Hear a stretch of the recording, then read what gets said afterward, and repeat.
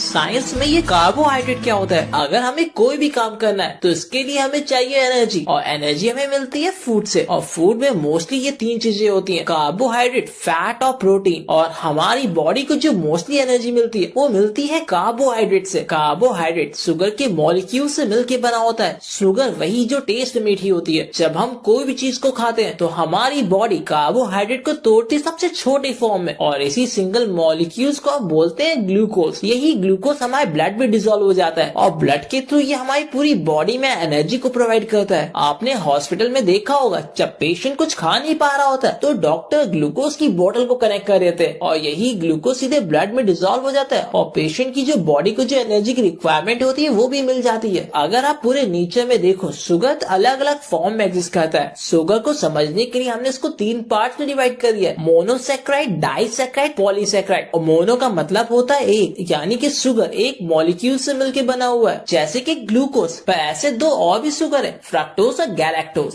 और फ्रक्टोज जो है वो मोस्टली फ्रूट में पाया जाता है, तभी तो उसको फ्रूट शुगर भी कहते हैं। गैलेक्टोज जो है वो डेयरी प्रोडक्ट से पाया जाता है, जैसे कि मिल्क। तो ग्लूकोज, फ्रक्टोज और गैलेक्टोज ये तीनों एक सिंगल मॉलिक्यूल शुगर है, तभी इनको हमने रखा मोनोसैकेराइड में। अब डाइसैकेराइड की बारी। तो डाइसैकेराइड यानी कि शुगर के दो मॉलिक्यूल। अगर शुगर का एक मॉलिक्यूल ग्लूकोज है और दूसरा मॉलिक्यूल फ्रक्टोज है तो ऐसे शुगर को हम बोलते हैं सुक्रोज। सुक्रोज यानी कि टेबल शुगर, यानी कि शक्कर या फिर चीनी जो हम खाते हैं। अगर शुगर का एक मॉलिक्यूल ग्लूकोज है और दूसरा मॉलिक्यूल गैलेक्टोज है तो ऐसी शुगर को हम बोलते हैं लैक्टोज। तो लैक्टोज भी मिल्क में ही पाया जाता है। और अगर शुगर का एक मॉलिक्यूल ग्लूकोज है और दूसरा मॉलिक्यूल भी ग्लूकोज ही है तो ऐसे शुगर को हम बोलते हैं माल्टोज। ऐसे शुगर व्हीट या फिर बार्ले में पाया जाता है। अब बात करते हैं पॉलीसैकेराइड की, यानी शुगर के दो से ज्यादा मॉलिक्यूल से मिलकर बना होना, जैसे कि स्टार्च। स्टार्च एक कॉम्प्लेक्स शुगर है, वो ग्लूकोज के कई सारे मॉलिक्यूल से मिलकर बना हुआ है। स्टार्च आपको पोटैटोज या फिर राइस से मिल जाता है। अभी आपने जितने भी शुगर के बारे में सुना, ये सभी शुगर एक फूड में डिफरेंट कॉम्बिनेशन में होते हैं। जैसे कि मेरे पास है ऑरेंज जूस, तो ऑरेंज जूस में जो सुक्रोज होता है वो लगभग 40% होता है, 30% फ्रक्टोज है और 30% ग्लूकोज है। यानी कि ऑरेंज जूस में ये तीनों के कॉम्बिनेशन में। अगर मैं हनी को लेता हूँ, हनी में 50% फ्रक्टोज है, 40% ग्लूकोज है और